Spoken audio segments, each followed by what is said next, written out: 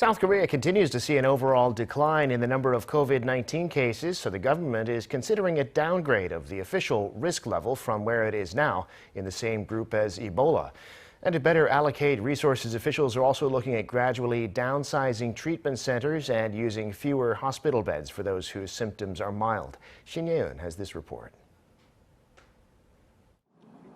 South Korea on Friday reported 205,333 new COVID-19 infections.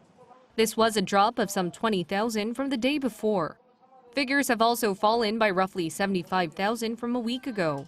Authorities believe daily figures will drop to the low 100,000s in 2 to 3 weeks' time.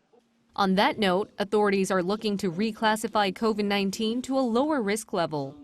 Prime Minister Kim Boo-kyum said officials are gathering as much data and analysis as possible to this end. Currently, COVID-19 is categorized as a level 1 infectious disease, the highest on the government's 4-tier ladder, and regarded as the most dangerous. A downgrade to level 2 would put COVID-19 in the same group as tuberculosis, chickenpox, and measles.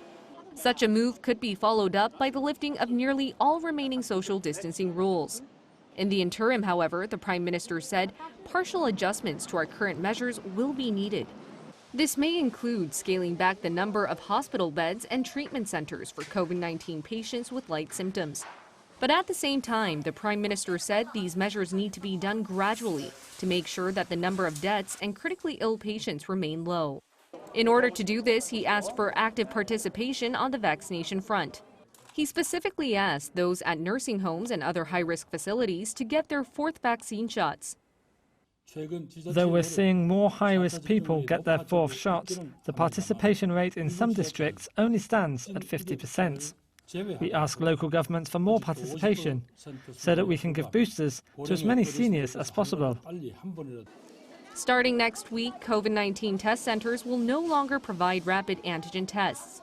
These centers will only be doing PCR tests on high-risk people. Everyone else will have to test themselves or visit a hospital or clinic to get it done by medical staff. This will allow medical staff at test centers to be relocated to other places where they are needed.